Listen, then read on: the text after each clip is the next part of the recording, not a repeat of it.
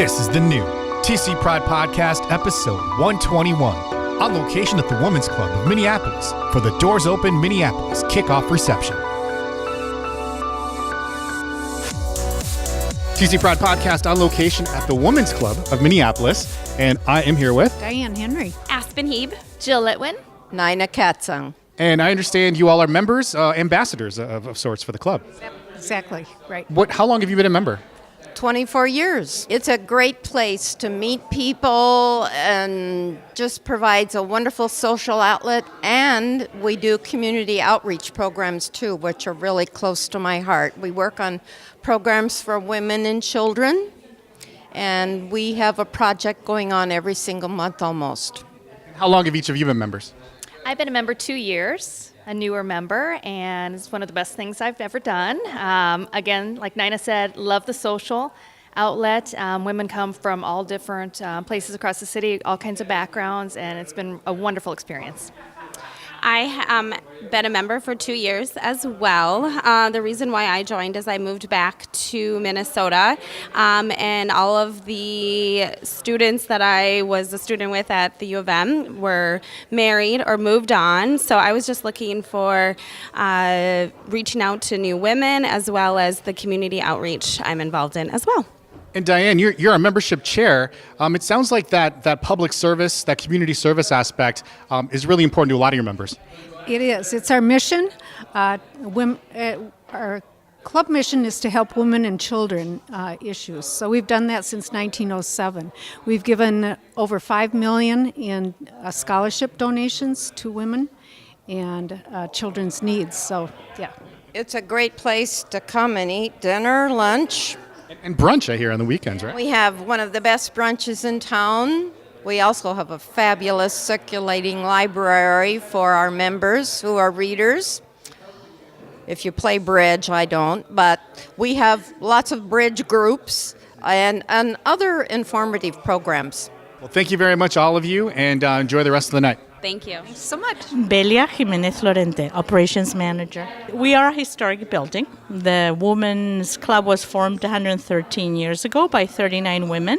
And about 20 years later, they started the construction of the building. We bought the land and hired the same architect that built the Fauché Towers, actually. Leon Arnal is his name. And he built the club for women, by women. And that's who we are. Well, they can check us on our website or come and visit or call us. We have a website, of course, and online is the best way of finding things these days, I'm told, yes. Jill Hornbacher. And Ron Orlando. We're with Comcast. And you are one of the sponsors of this initiative. Yes, we're the presenting sponsor. Comcast is committed to the city of Minneapolis. We actually do a lot of our residential and business here. We care so much about this community and have made an impact in it over the past several years. So we're proud to be able to welcome and partner with the city to open the doors and show everybody all the great things that Minneapolis has to offer. A lot of what we're focused on at Comcast is actually helping the community not only powering it up from a residential and technology perspective for residents and for businesses. We offer gig services for businesses and residents. But another thing that we're really proud of is our commitment to the community and helping to bridge the digital divide. So we work hard to help low-income individuals and connect them to the internet through our Internet Essentials program. Fantastic. Thank you very much for all you're doing for the community and for sponsoring this event tonight. Thank you. Thank you. Great to be here. Joseph Waters, Firefighters Hall and Museum in Northeast Minneapolis. Well, we're a fire history museum, so we talk about the history of the Minnesota Fire Service. We do educational programs for both kids, youth, and adults. And then basically it comes if you have an ancestry in the Minneapolis Fire Department, we may have a record of that person. Right. The fire department's been around pretty much as long as the city, right? The fire department's been around since 1879. We've only been around since 2004. So actually, we were contacted by the fire department because they wanted to partner up with us. And so I said, yeah, go ahead and do it because I think we have a lot to offer the public. Michael Kish, AI Minneapolis President. So tonight we are actually kicking off and doing a formal happy hour to recognize some of the venues that have signed up to participate, as well as some of the sponsors that are helping make this thing a reality. I think AIAR membership and really the value that the design community brings to shaping our community, not only holding on to stories of the past, but positioning the city for success in the future and how it evolves. It really does help shape not only our community, but the city in general, in a way that people can connect to. Cindy Brixton from Gethsemane. Sarah Brixton from Gethsemane. Gethsemane is going to be one of the venues that is part of the celebration. Well, so we're part of a really historical parish, and it's very important for us to keep showing ourselves and showing our value to the community in the modern times as well, especially being a church and trying to keep up and show people what we have to give them, even in today. Diversity really is alive and well in downtown Minneapolis, on every street corner. Come on down. I go to school in Iowa, so even just the stark difference between the cornfields and the Twin Cities metropolitan area, it's a safe haven. It really is somewhere to be able to be yourself 100% and live safely and live authentically. Our congregation is welcoming and affirming, and it's part of our mission to be relevant, but also culturally relevant. So if you're looking for something within the Christian church, if that's your way, you would be more than welcome to stop in. We'd love to meet you. Dan Nelson.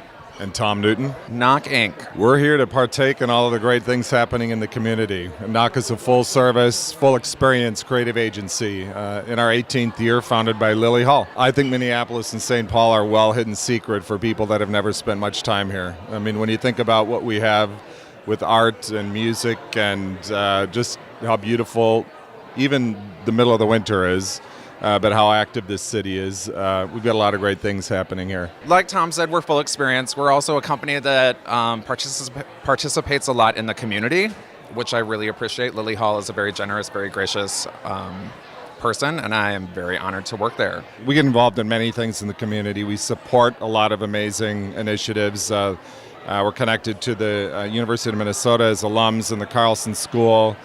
We host STEM projects, and we're about diversity and inclusion. We host a number of events throughout the year, but for us it's systemic. We give a lot back to the community. It's something we don't necessarily talk about a lot. It's just something that we do. Yeah, we do a lot with the Children's Theater Company for many years. They're a super great organization. JDRF, yeah. There's numerous organizations that we give to and support. Chris McCullum, the Hennepin History Museum. The building itself is an old mansion in the Washburn-Fair Oaks neighborhood district, a historic district. Crosby's lived there, Pillsbury's lived there, and this mansion's called the Christian Mansion, constructed by George C. Christian. He got his money through milling as well. Retired, I think, about age 38, so he did well for himself in that district. But basically what we do, we took over the house in 1938, and we are the County Historical Society for Hennepin County, is our broad mission anyway. Yeah, we saw this opportunity. We think it's really great for all these different organizations to have a chance to be on the same register together. And for us, it's actually the same day as our open house for all our members, so we just figured it would work out very nicely with the two things. So, yeah, we're hoping it's going to be really exciting and bring a lot of new people in. You can go to hennepinhistory.org, and you can check us out. If you're ever at MIA, Minneapolis Institute of Art, we're right across the street from them. Shannon Leach. Jake Henke. We're with Izzy's Ice Cream. We're a local ice cream company that deals in super premium ice cream, and we're really happy to be at this type of event and generally just share the product that we make with the Twin Cities area. I mean, the Minneapolis location, when it was founded, was sort of an interesting case in terms of like an architectural building, and we like to think that Izzy's is a bit of a cultural landmark in the Twin Cities area, just in terms of the product that we're sharing and everything. So we definitely are thrilled to sort of be a part of this event and moving forward any events in the Twin Cities area. Go to our website, izzysicecream.com, and we are actually growing our wholesale division as well. So hopefully you'll see Izzy's in a bunch of grocery stores and markets all over the region and maybe the nation soon. Deanna Sheely from Minneapolis College. Our new name really represents the transformational experiences that our students and staff and faculty are all experiencing on our campus because of all of the educational programs and really innovative technologies and programs that are happening there. Yeah, we have a really huge focus on our equity and inclusion division, and welcoming students wherever they are in their academic rigor, wherever they are in their home life. We have all sorts of services and supports to help students achieve their educational goals, regardless of what they're dealing with. Well, I'm excited to be a part of Doors Open because we want people to come to our campus and see the amazing things happening there. Josh Campbell. I am a producer with Scott Mayer on Doors Open Minneapolis. And so you just said a few words for the crowd, people probably hear in the background here. What were some of the things that you wanted people to know about this project? It's a great event, and we have over 115 venues, so we're coordinating all of that. But with those 115 venues, we need people to volunteer to staff this. What we're trying to provide for each of the venues is 2 people on site both of these days to help out, to be greeters, to kind of represent Doors Open Minneapolis and give a help out to these venues. So you get to choose your venue for a 4-hour shift. And you can sign up on our webpage, and we need over 900 volunteers. It's a great way to tell the story of the city. This is a great way to get out there. Any volunteers that I've talked to so far are excited because it's just a way to give back to the city, and also to sneak in and be a spy and get to see the inside of some of these venues that they don't normally get to see. And that's really, you know what, people are nosy. And people want to see the inside of these venues. So you get to pick what you want to see, and you get to go in and see it. Thank you so much for your time, and good luck with everything. Thank you so much. Scott Mayer. I'm the originator of the project. So I've heard from a few people. This is your idea, pretty much. It was. And what would you like people to know about the project? Well, I think what's going to be great is that people are going to learn and experience the city in a totally new way. There's so many buildings that I know I go by every day and always think, I wonder what goes on in that building. Well, now you're going to be able to find out, because if you're at all nosy, you'll have the opportunity to check these buildings out. They're going to be opening the doors for you. They're going to be allowing you to experience the building in a totally different way, which is going to be a great opportunity. And along with the opportunity to visit the buildings, there's going to be a lot of stuff going on that weekend. There is. We're working on this in conjunction with Art-A-Whirl and Explore Downtown Living. So there's going to be lots of restaurant promotions. There's going to be live entertainment. There's going to be kid-friendly activities. So a lot of stuff happening. You just want to get out of the house, get out of the apartment, and have a good time. Yeah, and there's lots of ways to volunteer and contribute to the effort, too. Oh, thank you for bringing that up. If you go to doorsopenminneapolis.com, you can sign up to volunteer. And there's some really cool incentives to get you to volunteer, so check it out. TC Pride Podcast, we are on location at the Women's Club in Minneapolis, and I'm here with Jacob Frey, Mayor of Minneapolis. Thanks for having me. Yeah, Mayor, thanks for being on the podcast. Why are we here tonight? We are here tonight to kick off Doors Open, which is a celebration of civic pride here in Minneapolis, where we're going to quite literally open the doors to that building, whatever it is that you have been driving by or walking by on a regular basis. It could be City Hall, it could be the Scottish Rite building, it could be some business downtown, who knows, but we're opening the doors and making sure that people can see the stories of our city. And so today is all about celebrating all of the awesome places in Minneapolis. But of course, I think everyone here tonight would agree that the one thing that makes Minneapolis truly special is its diversity and its people. That's right. And I know the city of Minneapolis is always out there leading the charge and making sure that everyone feels welcome at every one of those awesome places we're here to celebrate tonight. And I know you've been working hard to make sure that we continue that tradition. You better believe it. Well, we're doing a whole lot of work around economic inclusion right now, making sure that the people who benefit from growth of our economy, we're not agnostic about who it is. And we need to make sure that the precision of our solutions match the precision of the harm that was initially inflicted, and at times that harm was precise. And so, but with Doors Open in particular, we're making sure that throughout the city, we're highlighting buildings and people and culture and things that highlight that which sets Minneapolis apart. And there's some really beautiful stories to tell, and by opening the doors, we can make sure that they're heard. Minneapolis is the best city in the entire world, obviously, and I'm honored to be the mayor, and I'm honored to work with extraordinary people like you, my man. Well, thank you so much for being on the podcast. Appreciate your time, and good luck. Appreciate you. Grace Stewart. Christina Bush. So we are interning with Thunheim, and they are handling the PR and communications efforts for Doors Open. Thunheim is mainly a public policy firm, And so we are handling like the public image of Doors Open in the launch and working with the mayor's office closely. So it's a lot of fun. I think it's really important that this event is honoring the tradition of Minnesota, both the new and the old, because the Somali History Museum of Minnesota is one of the buildings, as well as the American Indian Institute.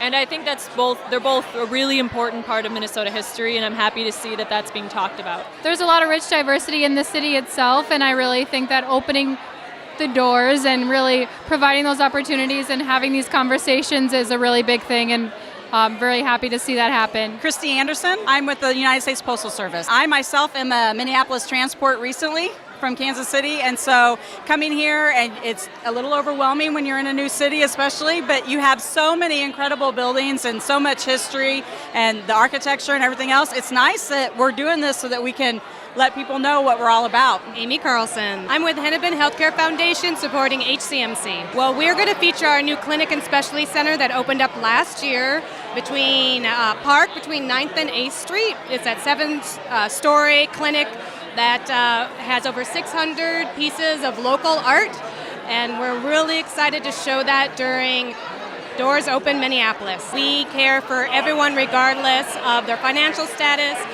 their insurance status. We're really proud of our clinic. It's well-deserved for our patient population, and we hope everyone has a chance to come in and see it. You don't need a clinic appointment. Come in during Doors Open Minneapolis, see the art, see the space, and how we could be your care provider. Christine Schweitzer. John Quincy. Our nonprofit, YouthLink, is a site. We are a nonprofit that serves youth experiencing homelessness ages 16 to 24. I've most recently served on the Minneapolis City Council for 2 terms, but I have a 25-year history of working on homeless issues, affordable housing, working in neighborhoods and schools. It's been a terrific experience living in Minneapolis. Well, we're excited for YouthLink to be included as a site because it's an opportunity for the community and for folks who have never been acquainted with our nonprofit to come into our building, see our new beautifully renovated space, and learn about the impacts of our work. And I think YouthLink is a perfect example of telling Minneapolis' story, recognizing an issue and the community surrounding it with opportunities to see what's being built, to make in service of others, and opening our doors to make sure everybody can see what's happening inside.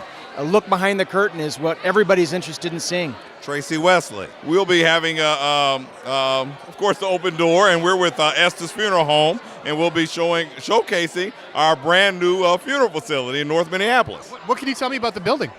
It is a brand new state-of-the-art building. We're able to do a lot of things by way of webcasting funerals that people if they're unable to come to funerals, they're able to see them. I mean, it gives us a more of a nice down-home feeling for people at the funeral home so they don't feel just so overwhelmed by a death that has occurred. So we want to try to make it a more comfortable and a more inviting environment. You know, living in North Minneapolis, there's a dynamic change in the culture of the community. So it was predominantly, it seemed to be an African-American community, but now it seems to be people from all walks of life moving into that area. And so it's very happy to see this. I'm also very happy that we will be advertising in Lavender Magazine very soon, too. I've been dealing with an executive with the magazine because we want to be able to serve any and all cultures. So that's what our goal is. Fantastic. Thank you so much for your time, and good luck with the new building and your business. Thank you so much. Tori Hansen, Hands-On Twin Cities. We are helping to coordinate the volunteer opportunities for Doors Open, and every site is going to need volunteers, so there's over 1,000 volunteer opportunities. And you can sign up on our website and just be a part of this really awesome day. We're the Volunteer Resource Center of the Twin Cities, so our mission is to connect volunteers to volunteer opportunities. And I understand there's some big things happening this year with Hands-On? There are. We're turning 100 years old. We're the oldest surviving volunteer resource center in the country. We're one of the top metro areas for volunteerism, and we're so proud of that fact. We have amazing companies who support volunteerism. We have amazing nonprofits here in town. It's just an incredible place to be when you want to volunteer and support some really amazing work. Sheila Delaney with Westminster Presbyterian Church. We are very excited. We have an open doors policy every day of the week. However, we're really excited to invite people in on this day to be part of the community. There you go. So 365, you guys are doing the open doors thing. Yes, we are always open. We have an expansion that opened last year in January, And the vision was entitled Open Doors, Open Futures. So Westminster has been a presence in the city since the 1850s. And so what we wanted to do is increase our ability to have a convening space, gathering space for the city. So obviously we would participate in this project. We have open workspace. We have Wi-Fi for anybody. Walk in and get a cup of coffee, do your work. We also have amazing worship services on Sundays, three in the morning and noon and in the evening. And also that we do a tremendous amount of mission work based on social justice. Westminster, mpls.org. Mark Remy with the Minneapolis Downtown Council. The Minneapolis Downtown Council is a business advocacy organization downtown. We have 450 different members of all sizes that are a part of really kind of business advocacy, making downtown a strong place to live, work, play, and explore. And so we're really excited to be here, a part of Doors Open. I think it's going to be a great opportunity to really showcase the vibrancy of downtown. We have so many people of all walks of life that are in downtown. It's an opportunity for people to really come together and enjoy the vibrancy and the excitement of everything that we have to offer. We do Aquatennial, we do Holidazzle, so we do major events. 6,000 businesses downtown. We have a great cross-sector of people that come in every day. Millions of people visit us, and so it's just a really great place and a great time to be a part of our downtown community. And along with all the buildings that are going to be open as part of the Doors Open program, you guys are actually doing something specific that weekend as well. Yeah, so Explore Downtown Living happens during the same weekend on Saturday, May 18th. And just like Doors Open is such a great opportunity to see a lot of the different architecture and buildings that are a part of downtown. Explore Downtown Living does kind of the same thing. It's kind of a free a la carte tour where usually about 20 to 25 residential communities open their doors to really showcase the lifestyle of downtown. So anywhere from North Loop and Loring Park to the Central Core to East Town, there are different areas and different residential properties that will actually open their doors so you can see the residential units, you can see kind of the party spaces, the roof decks, all those different things. So as you're going around to Doors Open, look for the Explore Downtown Living spots, and you can kind of get the residential opportunity as well. Fantastic. Thank you so much. Good luck with everything. I appreciate it. Thank you. Claire Vandereyck, Andrew Yarish. Preserve Minneapolis. We are involved with this event on a very interesting level. We're helping to tell the stories of historic buildings in the city for Doors Open. Well, we're a volunteer-run organization. We're the only citywide organization that specializes in heritage preservation advocacy. And we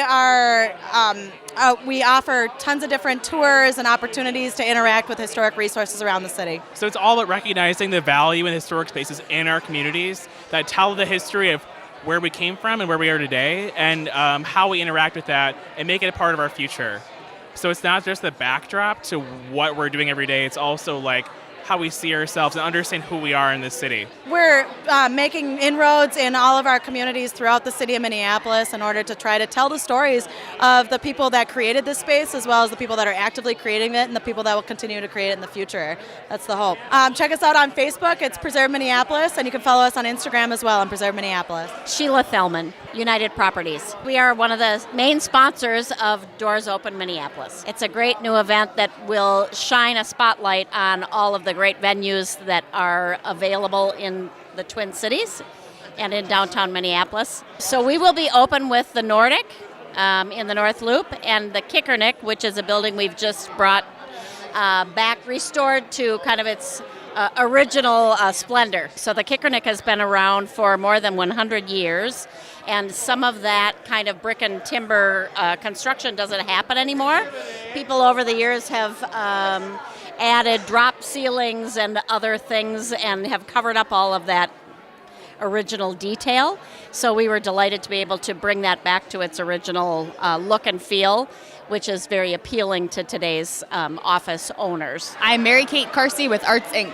Arts Inc. is lucky enough to be creating the guidebook for the Open Doors Minneapolis event, so we will be helping create and design and take advertising space for the program that's going to be distributed in the Star Tribune as well as the New York Times, and will be handed out at the event itself in the venues that are participating. We are Minneapolis, and I think that we have a city to be proud of and buildings that should be showcased. And we're at the Women's Club right now, and I just was on a tour with the event manager learning things I had never learned by this building that I've walked by a million times. So I'm super excited to visit like First Ave and all these other venues that are opening their doors. I think it's really cool. I think that's the terms they're using, open doors, could maybe mean more than just physically opening these venue doors, but saying everyone off the street, if you're in Minneapolis, if you're in the burbs, if you're in Wisconsin and want to learn more about Minneapolis, I think we're a very inclusive, very welcoming community to everyone. I think that we all take a big amount of pride in that in Minneapolis, and our arts organizations especially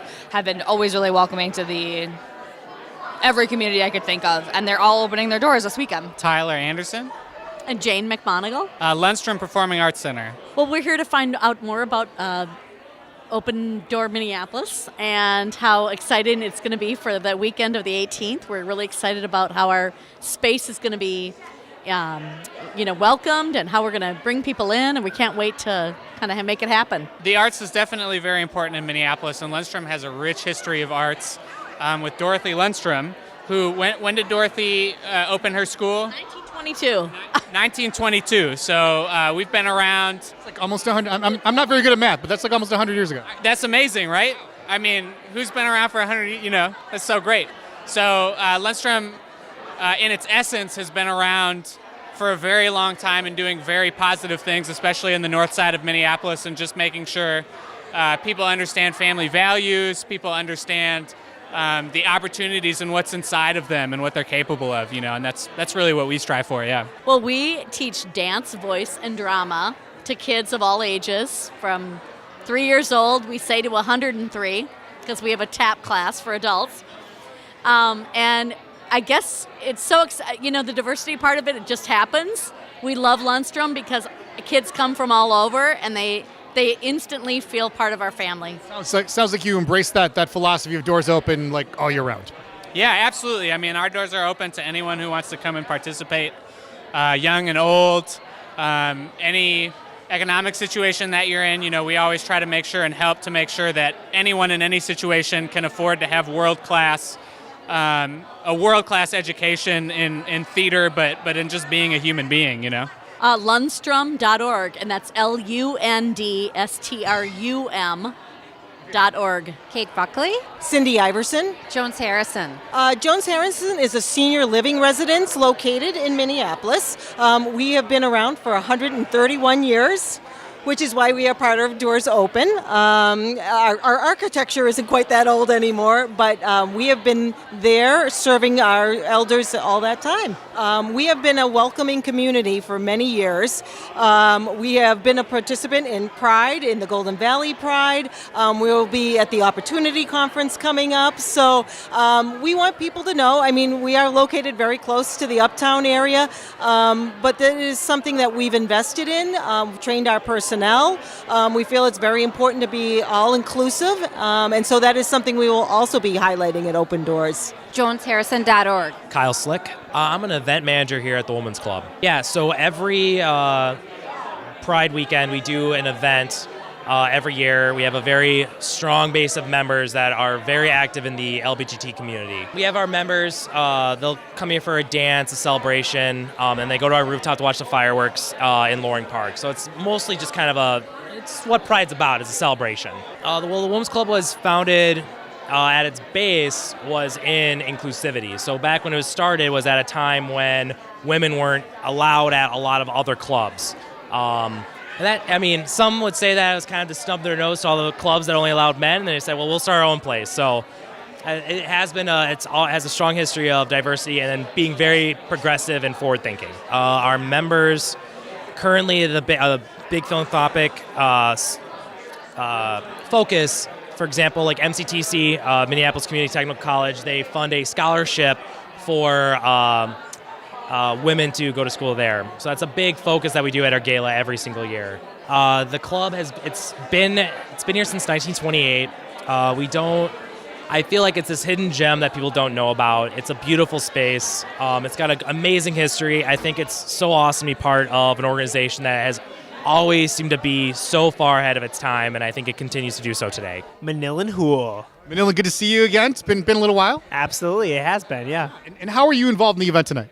Yeah, so, Scott Mayer, who's kind of the founder of Doors Open Minneapolis, has been a friend of mine. He reached out, and I recently said I will assist, and then I've joined the marketing committee and have kind of helped put together the kickoff, the inaugural kickoff to Doors Open Minneapolis and here in the Twin Cities. Maybe you can remind folks a little bit about sort of what you do on like a statewide level even. Yeah, so on a statewide level, I obviously work with the Democratic Party, but then I also work with a lot of nonprofit stakeholders trying to figure out how do we leverage power and grow and support the work that we want to do. So whether that is serving the communities that we come from, the LGBT community, communities of color, I come from foster care and youth, and so disadvantaged communities, or what are often referred to as marginalized communities or communities on the margins. How do we bring them together and create a cohesive vision? That's what I work on, and that's the type of work that I do to bring everyone together. That's right. So we talked about, the event is called Doors Open, and they're literally opening the doors to a lot of the buildings in the city, but it's also symbolic in a lot of ways, letting people know that they're welcome not just this 1 week in a year, but 365. Absolutely. The thing that excited me about this project and this event, this nonprofit, is that we are bringing corporate entities with nonprofit entities and entities and organizations that serve every single aspect that is Minneapolis. We are, recently campaigned on One Minnesota. This vision of Doors Open Minneapolis is envisioning one Minneapolis, where no matter who you are, what you do for work, you have a door here that you can open, and there will be people there to greet you and to be there for you and to tell you the history and exhibit the rich vibrancy that is our city. And being involved on a statewide level with politics the way you are, I'm sure you'd like people to know that there are a couple of things that they can do to make sure that Minneapolis stays the vibrant, diverse, inclusive city that it is that we'll be showing off the weekend of Doors Open. Yeah, absolutely. I think the biggest thing when we want to talk about the diversity and inclusivity, more importantly, in Minneapolis, is we need to show up and we need to support the organizations and businesses that work and thrive here. The reason that the Minneapolis model works is because people show up.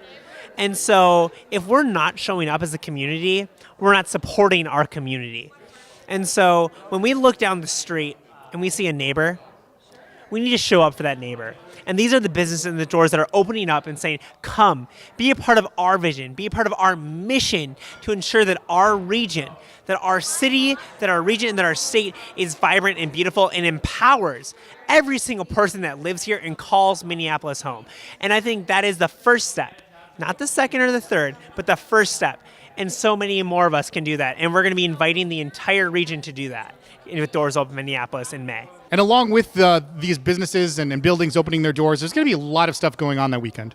Yeah, so we've partnered with like Art of Whirl and an organization that deals with like downtown living to really highlight and bring in why Minneapolis is as vibrant as it is. It's not just our businesses. It's the organizations that create housing.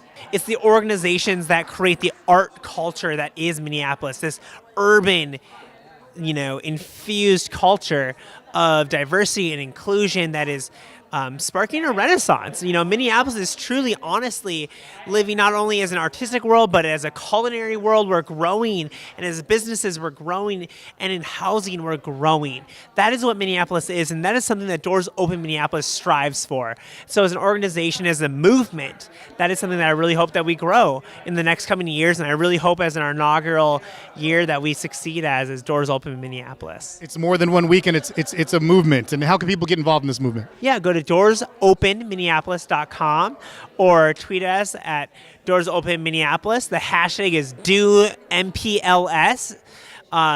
Get involved, follow us on Instagram, get engaged. Share with us why you love Minneapolis. Share with us why this city represents who you are and who we are as a community. And let's bring this vibrancy to a forefront and share it with the world. Thanks so much, Manny. Thank you for all the work you do. We'll talk to you again soon. Awesome. Thank you so much, Ryan. I really appreciate it. The TC Pride Podcast is a production of the nonprofit podcast community and Twin Cities Pride. Subscribe now on iTunes, on Android, or by email at tcpridepodcast.org. Because we're in this together. NonPod turns your email newsletter, blog, or video content into a more powerful, more personal, more intimate, on-demand listening experience. Your podcast, your story, your voice, simplified, amplified. Learn more now at nonpod.com.